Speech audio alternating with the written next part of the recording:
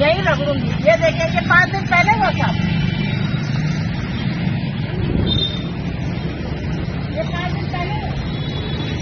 बताइए क्या समस्या है? अलग बोलिए, आप उधर क्या देख रहे हैं? बताइए क्या समस्या है?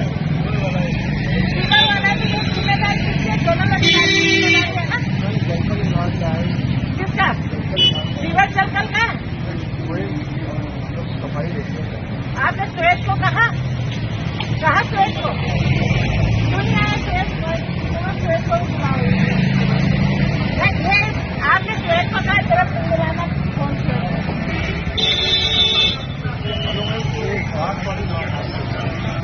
कोई भी नाली हो, आप जड़ो हो, पूरी जिम्मेदारी आपकी है।